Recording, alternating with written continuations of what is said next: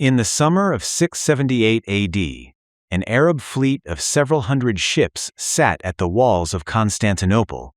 It had been there for 4 years. It was the largest naval force the Arab Caliphate had ever assembled, and it had come to finish what the armies of Islam had started, the capture of the city that stood between the Arab world and Europe. The fleet was well supplied, well commanded, and patient. Constantinople had never fallen to a siege. The Arabs intended to change that. On a morning in late summer, the Byzantine navy sailed out to meet them. The engagement that followed lasted less than a day. When it was over, most of the Arab fleet was on fire, not sinking, burning on the water, which should have been impossible. The fire could not be extinguished.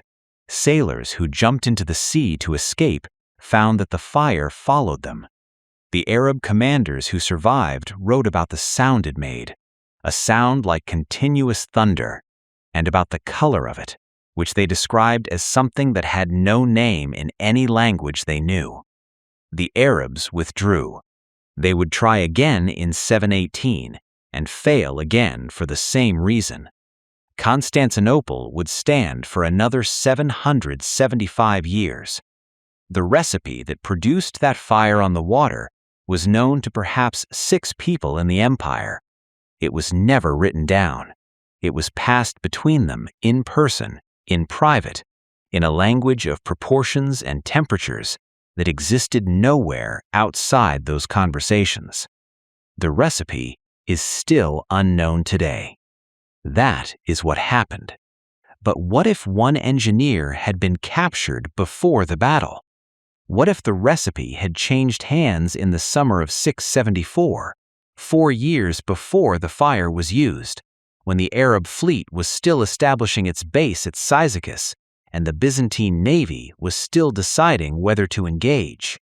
Your name in the historical record is Kallinikos. You came to Constantinople from Heliopolis in Syria, a city that the Arab expansion had recently absorbed into the caliphate. You knew what it could do. You also knew what would happen to the city behind you if you arrived too late or not at all. You traveled by sea. The sea in 674 AD between Syria and Constantinople was not a safe corridor.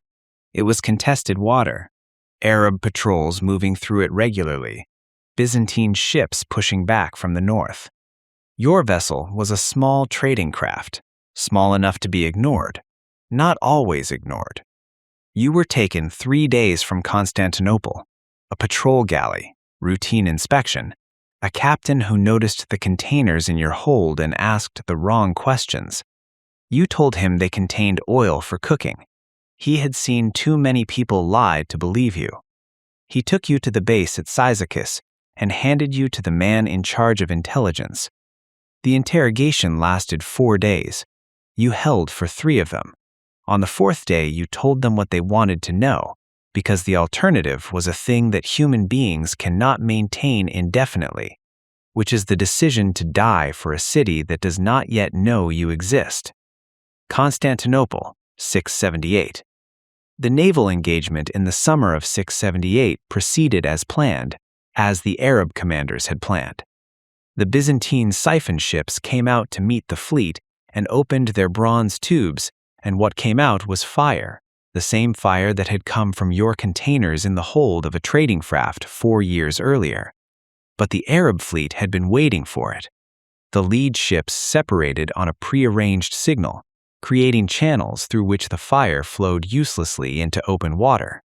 The Byzantine crews, trained for an enemy that did not know what was coming, found themselves facing an enemy that knew exactly what was coming and had spent 4 years planning around it. The engagement lasted 2 days. At the end of the 2nd day, the Byzantine navy withdrew behind the seawalls. The Arab fleet was damaged but intact. Maslama ibn Abd al-Malik gave the order to advance on the land walls from the north, where a second army had been waiting since 674. Constantinople fell in the autumn of 678. What happens next? The Byzantines had been the eastern wall of Christian Europe for 3 centuries, not by ideology, not by alliance, but by geography.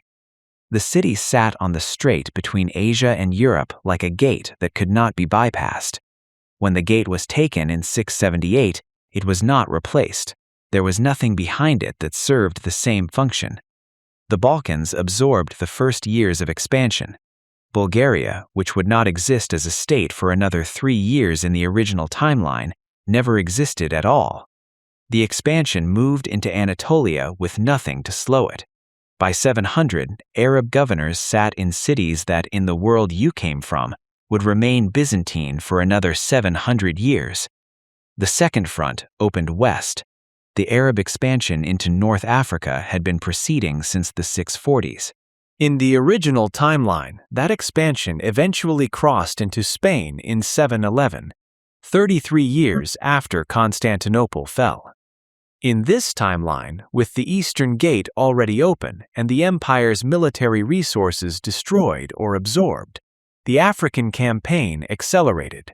The crossing into Spain happened in 698.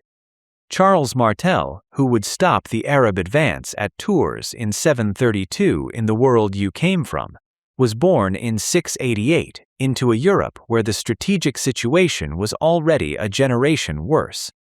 The Battle of Tours still happened. History does not pivot cleanly on single points.